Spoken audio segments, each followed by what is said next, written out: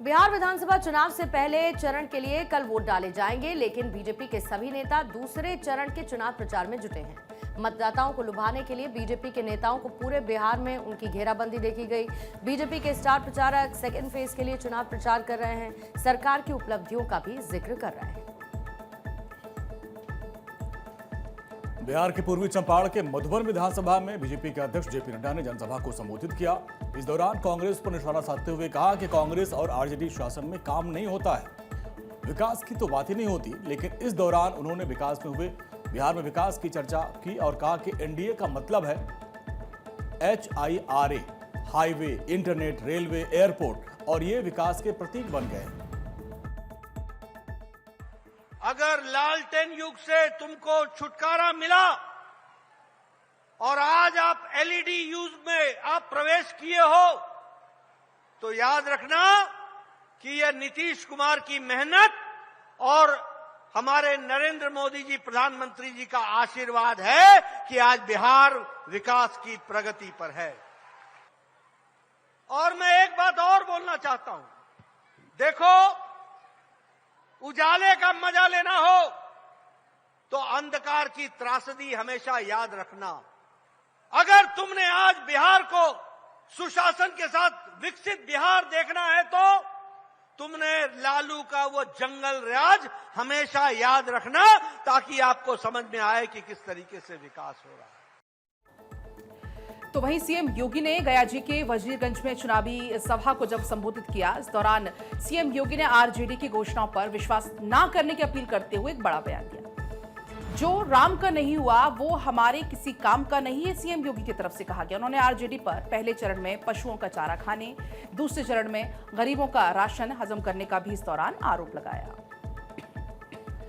बांका में एक जनसभा को संबोधित करते हुए रक्षा मंत्री राजनाथ सिंह ने कहा कि हमारी सेना के जवानों का एक ही धर्म है, वो धर्म है सैन्य धर्म। इसके अलावा कोई दूसरा धर्म नहीं है। हमारी सेना को राजनीति में ना घसीटें। जब भी इस देश पर संकट आया है, हमारे सैनिकों ने अपनी बहादुरी और पराक्रम का प्रदर्शन करते हुए भारत का सिर ऊंचा किया है।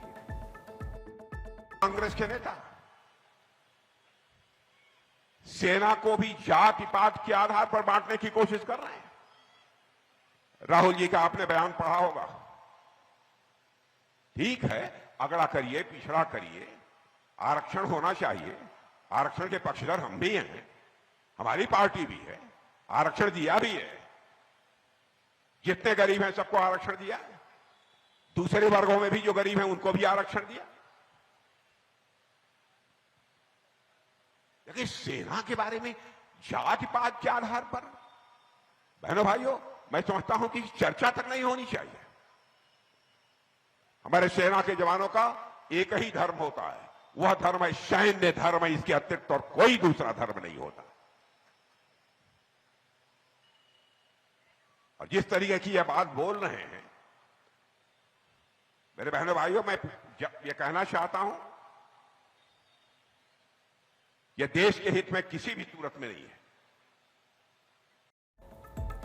बिहार की सियासत अब निर्णायक मोड़ पर पहुंच चुकी है। कल 6 नवंबर को पहले चरण के लिए वोट डाले जाएंगे। बिहार में पहले चरण में 18 जिलों की 121 विधानसभा सीटों पर जनता अपने मताधिकार का इस्तेमाल करेगी। ये फेज न सिर्फ राज्य की राजनीतिक दिशा तय करेगा, बल्कि एनडीए और महागठबंधन दोनों के लिए एक लिटमस टेस्ट भी साबित होगा।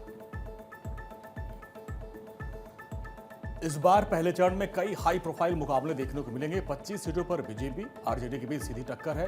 12 सीटों पर बीजेपी बनाम कांग्रेस, जबकि 34 सीटों पर जेडीयू और आरजेडी के उम्मीदवार आमने सामने हैं। 11 सीटों पर जेडीयू कांग्रेस के सामने है। इतना नहीं, 14 सीटों पर एलजेपीआर मैदान में है और इनमें से 12 पर आरजेडी से सीधा उनका मुकाबला होगा।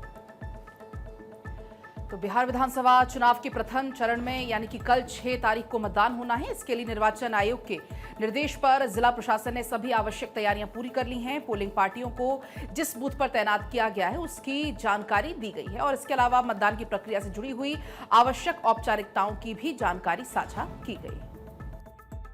बिहार में पहले चरण के मतदान के लिए 121 सीटों पर कल सुबह वोट डाले जाएंगे और आपको दिखा रहे हैं कि किस तरीके से जो पटना है, पटना शहर के तमाम जो विधानसभा क्षेत्र हैं उसके लिए फ़िलहाल यहाँ पर ईवीएम डिस्ट्रीब्यूट करने का काम चल रहा है। ईवीएम और वीवीपैट यहाँ बांटे जा रहे हैं।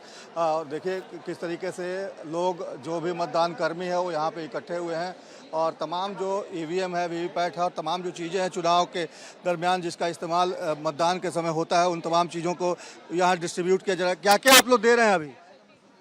हम लोगों को ईवीएम मशीन देना है, वीवीपैट देना है